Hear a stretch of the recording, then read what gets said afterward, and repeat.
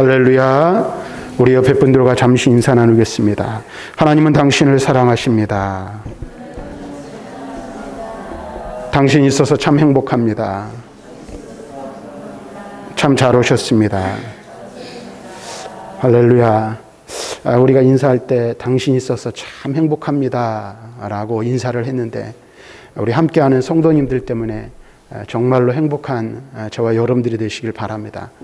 예수님이 나와 함께 하셔서 행복하고, 또 함께 예수 믿어 구원받은 거룩한 지체, 거룩한 성도들이 나와 함께 하고 나와 함께 신앙생활 하게 됨을 인해서 정말로 행복함을 느끼고 누리고, 또 서로가 서로에게 행복을 주는 우리 교회 성도들 모두가 될 수 있기를 바랍니다. 오늘 우리가 누가복음 18장 1절부터 8절의 말씀, 잘 아는 그런 말씀인데, 이 말씀을 함께 우리가 읽었는데, 이 말씀을 가지고 기도를 멈추지 마라, 기도를 멈추지 맙시다 라는 제목으로 함께 말씀을 나누기를 원합니다. 조지 뮬러라는 분이 계신데, 이분은 무엇으로 유명하냐면 5만 번 기도 응답받은 것으로 굉장히 유명한 분입니다. 저도 이분의 책을 여러 번 읽었습니다. 기도할 때마다 하나님께서 그의 기도를 들으시고 응답하시고, 또 기적과 같은 놀라운 역사를 하나님께서는 그에게 베푸셨습니다. 그래서 기도의 사람 하면 조지 뮬러라는 사람을 우리가 늘 생각할 수밖에 없습니다. 이처럼 기도할 때마다 속히 응답이 임한다면, 아마 여기 있는 우리들 중에 기도 생활을 하지 않을 사람, 또는 기도를 멈추는 사람은 아마 없을 것입니다. 그러나 우리가 실생활 속에서 기도 생활을 하고 신앙생활을 하지만, 우리가 생각하는 것과 다르게 기도 응답이 생각만큼 속히 임하지 않는 이런 일들 때문에 기도를 소홀히 하거나, 어떤 경우에는 아예 기도를 멈추어 버리는 그런 일들을 우리는 보게 됩니다. 그래서 오늘 살아가는 대부분의 많은 그리스도인들의 삶을 보면 기도가 멈추어져 있는, 기도가 스톱되어 있는 그런 성도들의 모습들을 우리는 너무나도 많이 발견하게 됩니다. 그런데 오늘 우리가 함께 읽은 이 본문의 말씀에 기록된 예수님께서 들려주시는 비유의 말씀을 묵상하다 보면, 우리는 다시 기도해야 한다, 어떻게 기도해야 할 것인가에 대한 교훈을 얻게 됩니다. 그래서 오늘 말씀을 우리가 함께 살펴봄을 통해서 기도의 열심을 다시 회복하는 우리 교회, 기도의 열심을 다시 회복하는 우리 모든 성도님들이 될 수 있기를 바랍니다. 특별히 이 말씀을 생각하기 전에 이 불의한 재판장에 관한 이 비유는 누가복음에만 나오는 독특한 비유인 것을 알 수가 있습니다. 그런데 이 말씀은 단순하게 한 이 단락을 떼어서 생각해 보기보다는 앞단락, 앞에 장의 말씀, 그러니까 7장의 말씀인데 7장 20절 이하에서 예수님께서 종말에 관한 묵시적 예언을 말씀해 주고 있어요. 그런데 그에 이어서 오늘 18장에 와서 오늘 이 말씀을 기록하고 있는 거예요. 다시 말하면 오늘 이 18장의 말씀은 단순하게 기도에 관한 것만 말하는 것이 아니라, 종말을 기다리는 제자, 종말을 준비하는 성도가 어떠한 자세로 기도해야 할 것인지에 대한 말씀이라 말할 수 있습니다. 말씀을 전하면서 말하겠지만 18절 말씀에서도 이렇게 말씀하시죠. 인자가 올 때에 믿음을 보겠느냐 라고 말씀하고 있는데, 기도와 관련하여서 종말의 때에 어떠한 현상들이 일어날 것인지를 우리들에게 말씀해주고 있는 것입니다. 그래서 오늘 우리가 말씀을 보면 어떻게 시작합니까? 항상 기도하고 낙심하지 말아야 할 것을, 이런 말로 시작하는 것을 보게 됩니다. 그런데 헬라어 원문을 보면 조동사 데이가 쓰여 있는데, 이 말은 낙심하지 말고 뭐뭐 해야 된다라는 거 하는데, 반드시 무엇 해야 한다라는 뜻입니다. 그러므로 1절에서 말하는 낙심하지 말고 기도해야 한다는 이 말씀을 우리는 이 낙심하지 말고 반드시 꼭 기도해야 한다라는 말씀으로 이해할 수 있는 것입니다. 그런데 또 한 가지 이 말씀, 그러니까 낙심하지 말고 기도해야 된다, 반드시 뭐뭐 해야 된다라는 이 말씀이 누가복음의 이 12번, 그러니까 12번에 걸쳐서 사용되어졌는데, 그 중에 9번이 예수님의 십자가 고난과 연관되어진 말씀에 쓰여지고 있음을 알 수가 있습니다. 다시 말하면 예수님이 반드시 십자가를 지셔야만 했다라는 의미를 가지고 있는 것입니다. 그러니까 우리가 여기서 생각할 수 있는 건 이거예요. 예수님께서 십자가 고난을 당하시는데 십자가 고난은 예수님이 선택할 수 있는 상황이 아니라는 것입니다. 반드시 십자가를 지셔야만 하는 그런 의미라는 것을 말씀해 주고 있습니다. 그렇습니다. 예수님께서는 십자가 고난을 선택사항으로 여기신 것이 아니라 우리를 위해 반드시 해야 할 마치 의무와 같은 사항으로 여기셨다라는 것입니다. 그러면서 말씀하시기를 우리를 위해 반드시 그렇게 예수님께서 십자가를 지셔야만 하셨던 것과 같이 기도하는 일에 대해서도 해도 되고 안 해도 되고 선택을 하거나 하지 않는 일의 문제가 아니라 오늘 기도에 관해서도 마찬가지로 반드시 해야 할 일이라는 것을 우리들에게 가르쳐주고 있는 것입니다. 그래서 예수님께서 이렇게 말씀하시는 거라고 보면 돼요. 얘야, 제발 좀 기도 좀 하겠니? 라고 이렇게 말씀하시는 것이 아니에요. 뭐라고 말씀하세요? 우리에게 기도하라. 기도하지 않으면 절대로 안 된다. 라고 강하게 우리에게 도전해주고 있다라는 것입니다. 사랑하는 성도 여러분, 십자가가 예수님의 사명이듯이 기도는 성도들이 반드시 지켜야 할 의무요, 사명이란 사실을 꼭 기억하시기를 바랍니다. 내가 예수를 믿고 그리스도인으로 부르심을 받았다면 우리가 그리스도인으로서 기본적으로 해야 할 일 중에 하나가 무엇이냐면 바로 기도하는 삶을 사는 것이라 말할 수 있다는 거예요. 그러니까 저와 여러분들이 오늘 여기 앉아있는 우리들이 예수 믿고 구원받았습니까? 그러면 기도는 여러분들이 반드시 해야 할 의무요, 반드시 감당해야 할 사명이라는 사실을 잊지 마시기를 바랍니다. 그래서 예수님께서는 연속적인 기도를 가르치시는데 그것은 무엇을 의미하냐면 중단하지 않는 기도의 삶을 의미하는 것입니다. 중단하지 않는 기도의 삶을 의미하는데 뒤에서도 말씀드렸죠. 그러면은 하루 24시간 하루 종일 내내 기도만 해야 되는가?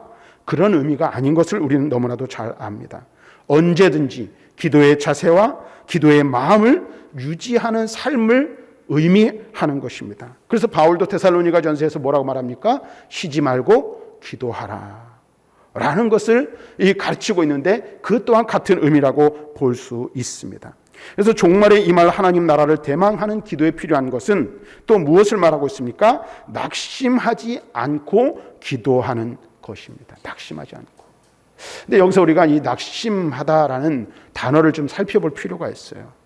이 낙심하다로 번역된 헬라어 원문의 뜻은 어떤 뜻이냐면 좀 우리는 그냥 낙심하면 그냥 마음이 상한 것, 마음에 좀 이렇게 뭐라 그럴까 속상한 것 이런 걸 의미할 수 있잖아요. 근데 헬라어 원문의 뜻은 그게 아니에요. 좀 더 넓고 강해요.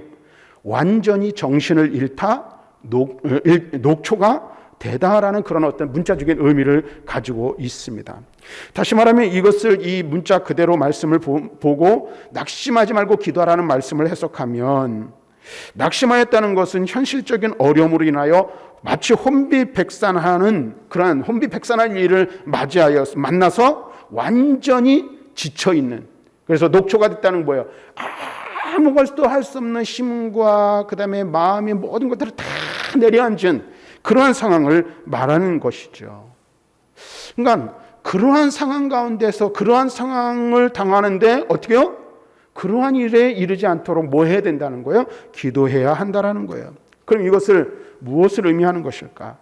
17장에서 인자의 고난과 인자의 날을 말씀하시는 가운데 무엇을 말하고 있어요? 이제 곧 다가올 십자가 순환을 앞두고 환난과 핍박을 당하게 될 제자를 향한 간곡한 예수님의 당부의 말씀이라는 거예요. 그게 뭐라는 거예요?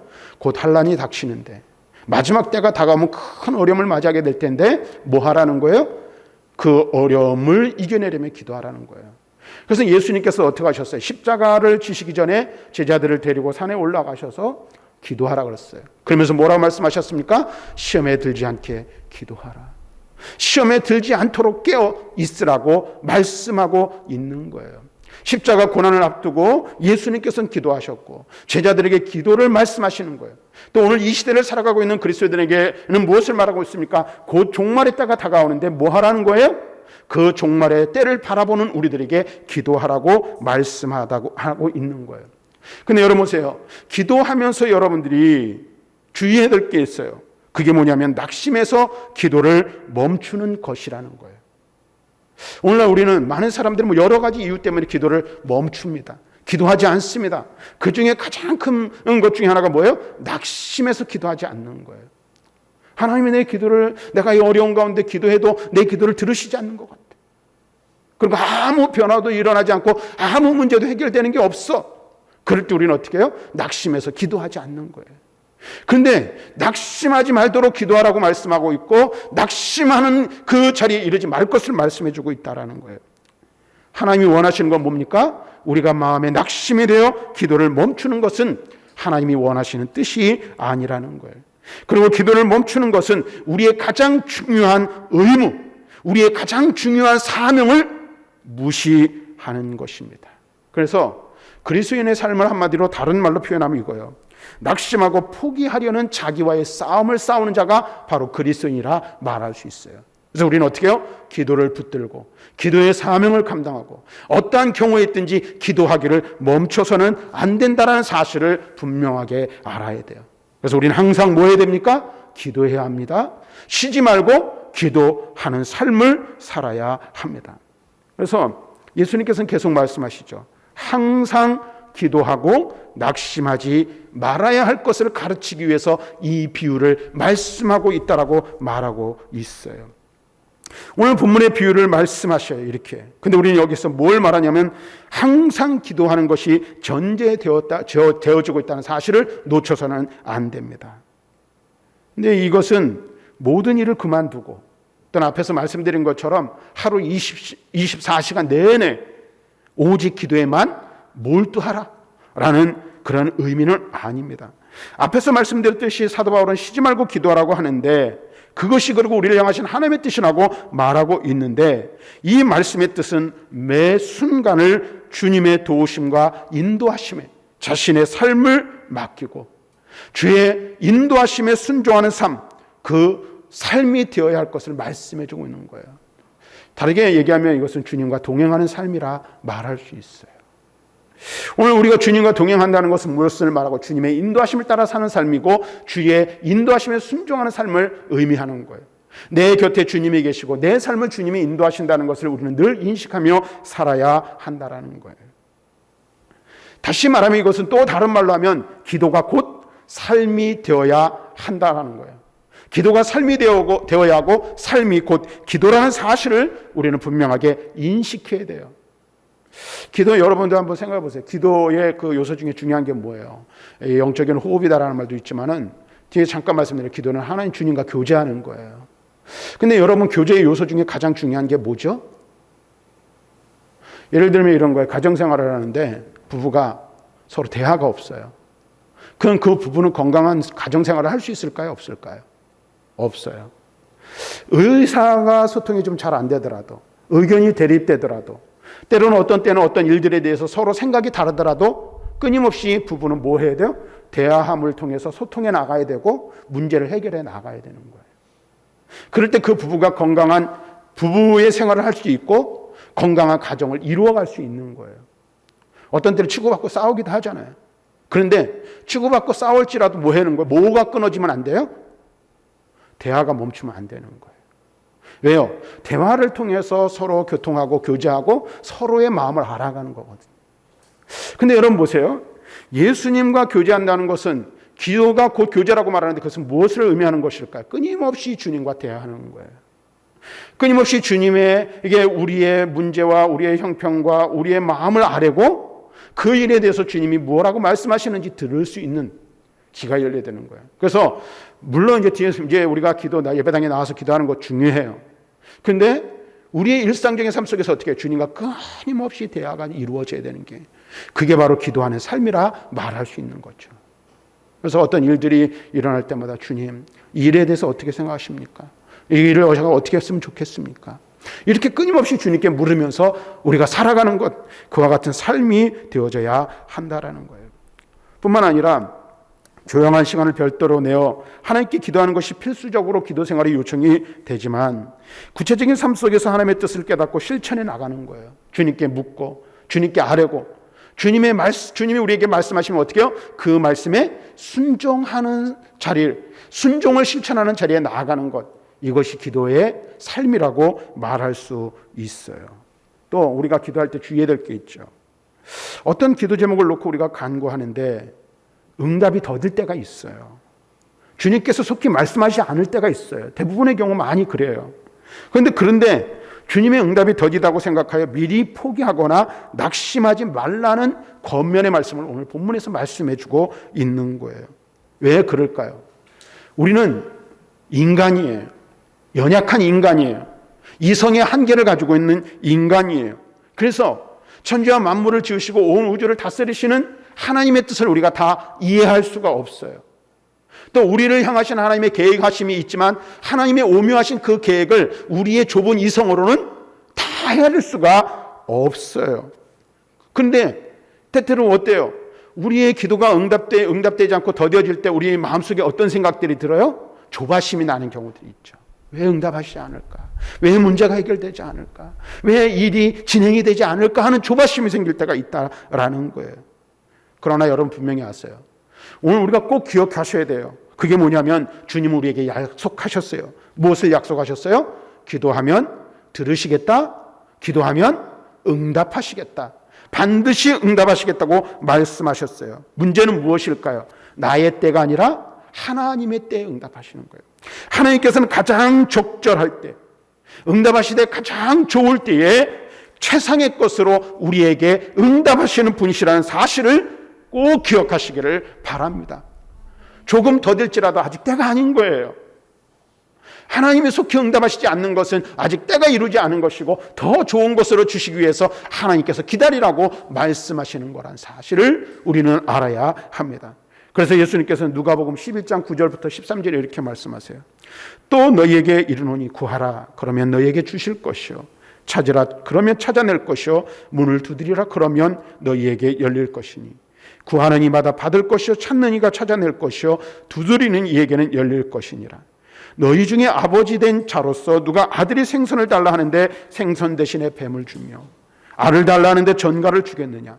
너희가 악할지라도 좋은 것을 자식에게 줄 알거든 하물며 너희 하늘 아버지께서 구하는 자에게 성령을 주시지 않겠느냐. 악한 아버지도 자식에게 좋은 것을 주기를 원하는데 우리의 하늘 아버지는 좋은 것을 우리에게 반드시 주시는 분이시라는 말씀을 해주고 있는 거예요. 그래서 시편 기자는 이렇게 고백하며 기도하죠. 나의 반석이시오 나의 구속자이신 여호와여 내 입의 말과 마음의 묵상이 주님 앞에 연락되기를 원하나이다. 우리의 기도가 하늘에 연락되어지고 하나님께서 우리의 기도를 들으시며 반드시 응답하신다는 믿음의 고백을 가지고 하나님을 찬양하며 나아가야 하는 것입니다. 그러면서 예수님께서는 낙심하지 말고 항상 기도하라고 말씀하시면서 기도해야 될 이유를 알려주시기 위해서 불의한 재판장의 비유를 말씀해 주고 있는 거예요. 오늘 말씀에서 불의한 재판장이 귀찮게 여길 정도로 끈질기게 간청했던 여인의 인내가 부각되어지고 있어요. 또한 밤낮 부르짖는 택하신 자들이라는 표현도 항상 하는 것의 중요성을 강조하고 있어요. 그래서 여러분들 이 말씀을 보면서 우리가 기억해야 될 건 이거예요. 항상 기도하는 것이 중요하다. 항상 기도하는 것이 중요하다는 사실을 알아야 돼요. 그렇게 구하는 자들은 어떻게 반드시 응답을 받습니다. 결실을 보기 때문입니다. 그러나 그 일이 쉽지는 않습니다. 뒤에서 좀 더 자세하게 말씀드리겠지만 그래서 예수님께서는 8절에 뭐라고 말하고 있어요? 인자가 올 때 세상에서 믿음을 보겠느냐라고 말씀하고 있는 거예요. 이 말씀은 뭐냐면은 인자가 올 때 종말의 때가 오면 포기하라는 얘기가 아니에요. 오히려 뭐 해야 된다는 거예요. 믿음을 가진 자는 종말의 때가 가까울수록 환난과 고난이 다가올수록 더 기도해야 한다라는 거예요. 그것을 격려하고 있고 그것을 도전하고 있는 거예요. 열심히 기도하던 사람도 기다림의 시간이 길어지면 낙심할 여지가 많기 때문에 예수님께서는 이 비유를 통하여 항상 기도하고 낙심하지 않기를 격려하고 계신 거예요. 오늘 그렇죠. 코로나 금방 종식될 줄 알았어요. 그리고 우리 믿는 사람들이 기도하고 열심을 내면 하나님께서 이거 빨리 없애줄 줄 알았어요. 그런데 어떻습니까? 시간이 지날수록 확진자는 더 많아지고 문제는 저 해결되지 않는 것을 보게 돼요. 또 예배가 수없이 많이 중단되었다가 다시 시작되는 것을 반복하고 있어요. 많은 사람들이 이 일로 인해서 어떻게 해요? 믿음이 떨어지고 신앙생활이 중단되어지죠. 이 코로나가 시작하고 한참 확산되어질 때 많은 사람들이 이야기를 해요. 많은 사람들이 이 일로 인해서 한국교회 교인들이 3분의 1 이상이 낙오될 것이다라고 이야기하고 있어요. 그것이 현실로 드러나고 있어요. 그런데 주님께서는 뭘 말하고 있어요? 이러한 때에 도리어 더 기도하고 항상 기도하기를 멈추지 말아야 할 것을 말씀해주고 있는 거예요. 낙심하지 말아야 될 이유를 알려주시기 위해서 이 비유의 말씀을 해주시고 있다는 사실을 우리는 알아야 돼요. 또한 1절의 항상은 그래서 밤낮으로라고 표현을 바꾸어 말할 수 있어요. 그 누가복음에 보면 유독 밤낮 없이 기도하는 모습들이 자주 나타납니다. 예수님은 강에서 밤낮으로 기도하셨어요. 십자가를 앞두고 밤새도록 기도하셨어요. 또 2장에 보면 항상 기도하던 여선지자 안나가 소개되어지고 있는 것을 보게 돼요. 이 여선지자 안나는 어떤 사람이에요? 과부가 된 지 80년이 넘은 삶을 살았어요. 근데 메시아를 기다리며 기도하였어요. 성전을 떠나지 않았어요. 그가 무엇을 보았습니까? 아기 예수를 그의 품에 안는 놀라운 은혜를 경험했어요. 언제나 무엇을 말하고 있습니까? 기도하는 자에게 응답으로 나타난다는 것을 말씀해 주고 있어요. 그런데 우리는 어떻습니까? 항상 기도합니까? 쉬지 않고 기도합니까? 우리에게는 핑계거리가 너무나도 많습니다. 너무나도 피곤해. 너무나도 바쁘고 분주해서 시간이 없어서. 그래서 우리는 어떻게 해요? 기도하는 것에 대해 너무 쉽게 잊어버려요. 삶을 가만히 들여다보면 아무것도 하지 않고 여유 있는 시간을 보낼 때가 그럼에도 불구하고 많이 있음에도 불구하고 우리는 기도하는 일에 대해 너무나도 인색한 것을 우리에게서 발견하게 되는 것입니다. 너무나도 쉽게 잊어버리는 거죠. 아무렇지도 않게 그냥 삶을 살아가고 있는 거예요. 하지만 성경은 우리에게 무엇을 말하고 있고 예수님께서는 이 비유를 통해서 우리에게 무엇을 말씀하고 있습니까? 기도가 우리의 삶의 최우선순위가 되어야 한다는 것을 가르쳐주고 있어요. 그래서 아무리 바빠도 빼어 먹어서는 안 되는 것이 바로 뭐예요? 기도라는 거예요. 하루 세끼 밥을 잊지 않고 꼬박꼬박 먹듯이 잊지 말고 빼먹지 말고 반드시 해야 할 일이 바로 기도하는 삶이라고 말씀해주고 있는 거예요. 다른 어떤 일들이 기도보다 우선되고 기도보다 앞서서는 안 된다는 사실을 말씀해주고 있어요. 그런데 우리는 어떻습니까? 너무나도 자주 기도를 홀대합니다. 어쩌다 한두 번 기도하면서 기도했는데 응답되지 않았어. 기도해도 아무 소용이 없어. 기도했는데 아무런 변화도 나타나지 않아. 한두 번 기도하고 우리는 그렇게 핑계댈 때가 너무나도 많이 있습니다. 불평할 때가 너무나도 많이 있다라는 거예요. 여러분 꼭 기억하십시오. 구원은 값없이 주어지는 것이지만 기도는 값싼 싸구려가 아니라는 사실을 분명히 아셔야 합니다. 항상 쉬지 않고 끊임없이 기도하는 자에게 하나님께서는 응답하시는 거예요. 그리고 응답의 때와 방법은 우리에게 있지 않음을 알아야 돼요. 응답은 누구에게 있습니까? 응답의 방법은 누구에게 있습니까? 하나님께 있습니다. 그러므로 응답이 올 때까지, 하나님이 들으실 때까지, 하나님이 말씀하실 때까지 기도해야 합니다. 그리고 지금은 그 어느 때보다 기도해야 할 때입니다. 두려워하지 말고 기도하십시오. 이런저런 핑계를 대지 말고 기도하시기를 바랍니다. 앞에서도 말한 것 같이 항상 기도하라는 말씀은 기도하는 정신, 기도하는 삶을 살라는 거예요. 항상 하나님의 도우심과 인도하심을 바라며 자신의 삶을 하나님의 뜻에 맡기는 순종의 삶을 살라고 말씀하고 있는 것입니다. 생활이 기도가 되어야 되고 삶이 기도가 되어야 하고 기도가 삶 속에 녹아져 들어가야 하는 것입니다. 필요와 습관에 따라 기도 장소를 정해놓고 기도하는 것은 당연한 것이죠. 특별히 7절의 말씀은 기도의 간절함과 진실함을 말하는 것으로 참된 기도는 사실 어떤 면에 있어서는 양적인 부분 혹은 시간이 많고 적음의 부분, 형식적인 부분은 중요하지 않아요. 근데 어떤 분들은 그런 분들이 있어요. 저도 그런 부분 잘하지 못하지만 어떤 목회자들은 내가 적어도 하루에 3시간씩 기도할 것이다 해가지고 막 그렇게 저도 도전해봤는데 쉽지는 않아요. 예배당에 나와서 기도하는 건 결코 쉽지 않습니다. 그런데 여러분 보세요. 때로는 시간을 정해놓고 기도할 때도 있어야 하는 거예요. 삶이 기도가 되어야 되지만 우리가 특별한 경우, 특별한 일에 대해서 하나님 앞에 특별하게 간구할 일들에 대해서는 어떻게 해요? 시간을 정해놓고 날을 정해놓고 기도해야 되는 거예요. 그래서 어떤 때는 작정 기도가 필요해요. 어떤 때는 금식 기도가 필요해요. 새벽에 나와서 기도해야 합니다. 우리 교회는 하지 않지만 많은 교회들이 이 코로나 기간에도 금요 심야와 기도회를 쉬지 않아요. 그래서 저녁에 하는 기도를 낮으로 옮겨서라도 기도하는 거예요. 뭐예요? 기도는 멈춰져서는 안 될 일이기 때문에 그렇습니다. 공식적인 기도의 시간이 멈춰섰더라도 개인의 삶 속에서 기도가 멈춰서는 안 된다는 거예요. 어제도 잠깐 주일을 준비하다가 외출을 잠깐 했어요. 또 어떤 장로님을 만났어요. 이 장로님이 교회 헌신도 많이 하시는 분이고, 그다음에 헌금도 많이 하시는 거, 뭐 기업도 엄청나게 해요. 대략 이제 오면서 아내랑 계산을 해보니까 적어도 1년이면 50억 이상의 매출을 하시는 그 장로님의 매출을 하는 그 기업을 가지고 있는 장로님. 이 장로님이 그러더라고요. 목사님, 요즘 참 큰일 났습니다.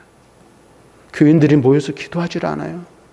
새벽에도 나오지 않고, 주일 오후에도 나오지 않고, 수요 예배도 나오지 않고, 또 그러면서 코로나 때문에 코로나가 시작된 이후로는 그냥 간신히 주일날 나오는 인원이 정해져 있다는 거예요. 그러면서 염려를 늘어놓고 하는 거예요. 지금 이게 우리의 현실이지요. 기도하자고 해도 이런저런 이유를 들면서 기도하지 않는 거예요. 사랑하는 성도 여러분, 예수는 성도들의 기도를 간절히 원하시고 계신다는 사실을 기억하십시오. 우리가 낙심하지 않고 항상 기도하는 것 자체가 바로 하나님의 뜻임을 기억하시길 바랍니다. 다시 말하면 응답의 여부와 관계없이 기도하는 것, 그것이 바로 우리를 향하신 하나님의 뜻입니다. 그래서 앞에서 말씀드렸죠. 기도는 뭐다? 교제예요. 누구와의 교제예요? 하나님과 교제하는 거예요. 끊임없이 우리는 하나님을 만나야 돼요. 하나님의 은혜를 공급받아야 하는 것입니다. 그래야 우리는 살 수 있어요. 그래야 우리는 승리할 수 있어요. 그래야 우리의 삶이 형통할 수 있어요. 근데 주님께 공급받지 않고 내 힘으로 살려면요, 아무것도 할 수 없어요. 넘어질 수밖에 없어요. 쓰러질 수밖에 없어요. 실패할 수밖에 없어요. 그러면서도 뭐라고 말해요? 기도해봤는데 안 된다 그래요. 주님께 목숨 걸고 기도해 보셨습니까? 생명 걸고 주님 앞에 나아가 결단의 기도를 해보셨냐는 거예요. 주님 우리에게 그것을 원하시고 계심에도 불구하고 기도의 흉내만 내다가 안 된다고 포기해버리고 낙심하는 거예요. 그리고 불평하고 원망하는 것이 우리의 모습이 아닌가 하는 생각을 해보게 되는 것입니다. 오늘 말씀을 보십시오. 과부와 아무 상관없는 불의한 재판장에게도 포기하지 않는 간청이 통했다면 우리의 아버지이신 하나님에게는 우리의 간구가 얼마나 잘 통할 것인지를 생각해 보라는 거예요. 재판장은 과부의 요청을 얼마 동안 듣지 않았어요. 과부는 재판장에게 영향을 미칠 인맥도, 뇌물을 줄 경제적인 여력도, 그를 움직일 만한 어떠한 물리적인 힘도 없었음을 우리는 알 수가 있어요. 어쩌면 오늘 여기서 말하고 있는 이 간청하고 있는 과부의 원수, 과부의 대적자가 그런 힘을 더 가지고 있었는지도 몰라요. 그러한 면에서 여러분 보세요. 재판장은 이 과부의 요구를 들어줄 필요도 들어줄 이유도 없다는 것을 우리는 알 수가 있습니다. 왜 그럴까요? 그는 정의를 무시하는 불의한 재판장이었기 때문에 그래요. 그래서 불의한 재판장으로 불리고 있어요. 그런데 보세요.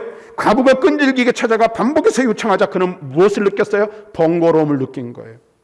과부 때문에 현재 피곤함을 느끼고 있던 재판장은 앞으로도 이 과부 때문에 이 과부의 간청이 계속된다면 급기야는 자신이 괴롭고 피곤해질 것을 판단한 거예요.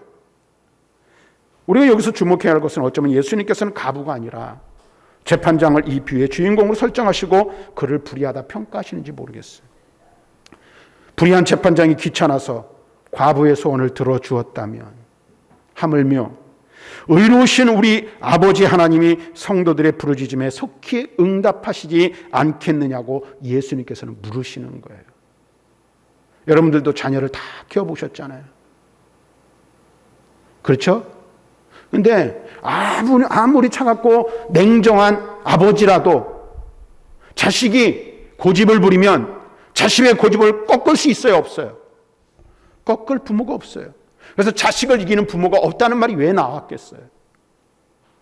무슨 말이에요? 그렇게 육신의 아버지도 자식이 계속해서 끈질기게 요구하면 들어준다는 거예요.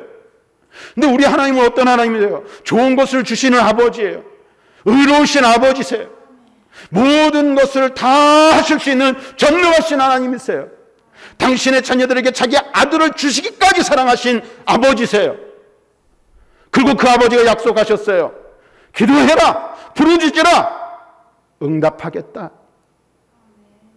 그 하나님이 우리에게 주시지 않겠냐는 거예요. 그럼 뭐예요? 우리는 어떻게 해야 돼요? 낙심하지 말고 기도해야 되는 거예요. 이것은 의무이자 특권입니다. 축복입니다. 여러분 꼭 기억하세요. 기도는 축복이에요. 기도는 우리가 누릴 수 있는 유일한 특권이에요. 이 특권을 놓치지 마시길 바랍니다. 이 축복을 빼앗기지 마시길 바랍니다. 어려울수록, 힘들수록, 괴로울수록 더 그래서 우리는 기도해야 되는 거예요. 왜요? 우리의 기도를 들으시는 분이 계시기 때문이에요. 반드시 그 기도에 응답하시는 분이 계시기 때문이에요. 우리에게 그것을 약속해 주셨기 때문에 그렇습니다. 그래서 예수님께서는 뭐해요? 의로우신 아버지께 기도하는 일을 낙심하여 멈추지 말라고 말하고 있는 거예요. 여러분 기도하십시오. 때를 얻든지 못 얻든지 기도하시길 바랍니다. 그리고 새벽에도 좀 나와서 기도들 하시고, 수요일날도 나오셔서 우리가 통성기도는 못하지만 좀 일찍 나오셔서 예배 전에 기도하시고 말씀 듣고 또 여러분 돌아가셔서 기도하시고, 이런 일들이 좀 잘 되었으면 좋겠어요. 이제 하나만 더 말씀을 드리겠습니다.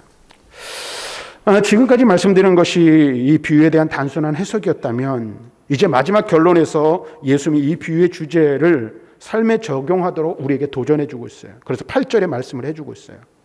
이 8절의 말씀은 굉장히 중요한 말씀이에요. 그러나 인자가 올 때 세상에서 믿음을 보겠느냐. 종말의 때가 되면 이 세상 마지막 날이 가까우면 어떻게 믿음을 찾아보기가 힘들다라는 말이에요. 그런데 여러분 보세요. 이 말이 무엇과 연관되어 있냐면 기도와 연관되어 있어요. 이 말은 인자의 재림이 지연됨에 따라 많은 주의 제자들이 박해의 시대 속에서 낙심하여 허탄함에 빠지게 될 것이라는 것을 예고하고 있는 거예요. 믿음을 가진 사람이 많이 있죠. 교회 다니는 사람 많아요. 그렇죠? 그리스도인이나 이름을 가지고 살아가는 사람이 많아요. 근데 주의 재림이 더뎌지는 그것 때문에 허탄함에 빠져 낙심하여 기도를 멈추는 사람. 다시 말하면 이 말은 다시 말하면 뭐예요? 믿음을 상실해 버리는 사람들이 많아져서 기도하는 사람, 믿음의 사람을 보기가 힘들어질 것이라는 말씀입니다. 주의 재림이 늦어짐에 따라 많은 사람이 세상 풍조에 휩쓸려 신령한 믿음의 길을 포기하게 될 것이라는 예측이 담겨져 있는 것입니다. 여러분 다른 거 얘기 안 해도 되잖아요. 앞에서 잠깐 말씀드린 코로나 시대를 한번 여러분 생각해 보세요. 이제 좀 있으면 2년이잖아요. 뭐 신약이 개발되고 이 먹는 약이 이제 개발이 돼서 이제 뭐 입원을 안 해도 50% 이상은 치료가 될 거라고 말하고 있어요. 그런데 보세요. 이 작은 바이러스 하나 때문에도 사람들이 혼비백산하고 교회들마다 난리가 났어요. 그리고 지금 우리 여러분 이 현실을 한번 보십시오. 온라인으로라도 예배 드리면서 예배를 중단하지 않는 교회들, 교회 사람들이 있어요. 여전히. 그런데 이때가 기회다 하고 어떻게 해요? 예배에 손을 놓는 사람들, 예배를 멈춘 사람들이 얼마나 많이 있습니까? 한번 생각해 보자고요. 얼마나 핑계가 좋습니까? 얼마나 이유가 됩니까? 여기서 인자가 올 때는 앞달나게 종말에 관한 말씀을 고려해 볼 수 있는 거예요. 예수님의 재림을 가리키는 말이 분명해요. 그리고 여기서 말하는 믿음은 무엇을 말합니까? 지속적으로 하나님께 간구하는 실천하는 믿음을 말하는 거예요. 어떤 믿음이요? 지속적으로 간구하는 실천하는 믿음. 그것은 그 뭐예요? 기도라는 겁니다. 앞선 불의한 재판관 비유에 등장하는 한 과부에게 나타났던 것처럼 어떤 고난을 공경에 처하더라도 낙심하지 않고 지속적으로 간구하는 믿음을 의미하는 것, 말하는 것입니다. 또 여기서 믿음을 보겠느냐라고 말하는데 이 보겠느냐는 세상에서 밤낮으로 부르짖는 믿음의 사람을 발견할 수 없다라는 부정적인 의미가 내포되어져 있는 말이에요. 볼 수 없다는 얘기죠. 쉽게 말하면. 뭘 볼 수 없다는 거예요? 믿음으로 간구하는 사람을 보지 못할 것이라고 말하고 있는 거예요. 예수님이 이 세상에 다시 오실 때 사람들의 마음은 완악해져서 하나님이 그의 택하신 백성들의 기도를 들어주신다는 너무나도 분명한 사실조차 거부하고 그들의 마음에 의보다는 악이 가득 차서 간구조차 하지 않을 것이 예언되어지고 있는 것입니다. 하나님의 응답이 있을 때까지 하나님의 신실한 약속과 말씀을 의지하면서 믿음을 지키고 있을 자가 과연 얼마나 되겠느냐고 반문하시는 예수님의 말씀을 통해 17장에 나타나는 노아와 롯의 때를 우리는 다시 한번 생각해 보아야 하는 거예요. 실로 택함받은 자들은 이러한 패역한 세대 가운데서 산다 할지라도 그들의 기도에 응답하시는 하나님의 신실하심을 굳게 신뢰하며 낙심하지 않고 항상 기도하며 인내로써 믿음을 지켜나갈 거예요. 그러나 그렇지 않은 사람들이 많아질 거라는 것입니다. 그래서 믿음을 찾아보기가 힘들다라는 거예요. 노아의 때가 어땠고 롯의 때가 어땠습니까? 어마어마한 사람들이 있었지만 방주에 들어간 사람은 8사람 뿐이었습니다. 롯의 때에 누구만 구원받았습니까? 롯과 그의 2딸만이 구원함을 받았음을 우리는 기억해야 한다라는 거예요. 여러 가지 이유로 우리는 기도를 멈추고 있지는 않습니까? 시험과 환난으로 인하여 우리는 우리의 믿음을 증명해 보여야 하는데 이 코로나의 위험 속에서 우리는 무엇으로 우리의 믿음을 증명해 보일 것이고 이 세상에서 시험과 환난 가운데 있는 우리의 믿음을 무엇으로 증명해 보일 것인지 우리는 한번 우리 자신을 살펴보아야 한다라는 것입니다. 그리고 꼭 기억해야 될 게 있습니다. 사랑하는 성도 여러분, 하나님의 응답은 더디지 않습니다. 더딘 것이 아닙니다. 하나님은 우리의 기도에 대하여 가장 좋은 때에 응답하십니다. 그리고 기도의 응답은 나의 기준이 아니라 하나님의 기준에서 가장 적절한 때에 이루어진다라는 것입니다. 우리가 해야 할 일은 이런 이유 저런 이유를 대는 것이 아닙니다. 이런 말 저런 말을 하는 것이 아닙니다. 이런 핑계 저런 핑계를 대는 것이 아닙니다. 어찌하든지 간에 기도를 멈추지 말아야 합니다. 항상 기도해야 합니다. 쉬지 말고 기도해야 합니다. 어떠한 삶의 상황과 환경 가운데 있든지 기도를 멈추지 않는 것, 이것이 우리가 해야 할 일이고 이것이 우리가 살 수 있는 길이고 이것이 우리가 하나님 앞에 응답받고 복을 받을 수 있는 유일한 길이라는 사실을 잊지 말아야 하는 것입니다. 사랑하는 성도 여러분, 세상을 살다 보면 낙심할 수도 있어요. 실망하는 일들도 참 많이 있습니다. 마음의 고통과 삶의 어려움이 찾아올 때가 참 많이 있어요. 그러나 그럼에도 불구하고 그러한 모든 때의 가운데 한가운데 있다 할지라도 우리가 놓치지 말아야 할 것이 있습니다. 그것이 무엇입니까? 기도입니다. 기도가 생명이요, 기도가 능력이요, 기도가 축복이라는 사실을 아는 자, 그리고 하나님께서 반드시 우리의 기도를 들으시고 응답하신다는 믿음이 있는 자는 기도를 결코 멈추지 않는다라는 것입니다. 주님 다시 오실 때에 믿음을 보겠느냐? 라고 말씀하시는데 이 말은 다시 말하면 기도하는 자, 믿음을 가지고 기도하는 자를 볼 수 있겠느냐라고 말씀하시는 거예요. 소돔과 고모라가 멸망할 때 하나님께서 의인 10사람을 찾으신 것처럼 회개하며 주님 앞에 나아가는 사람을 하나님이 찾으시는 것처럼 오늘 이 시대 가운데 하나님의 기도하는 자를, 기도를 멈추지 않는 자를 찾고 계신다는 사실을 기억하고 쉬지 말고 기도하며 기도를 멈추지 않는 저와 여러분들이 되시기를 주님의 이름으로 간절히 부탁드립니다.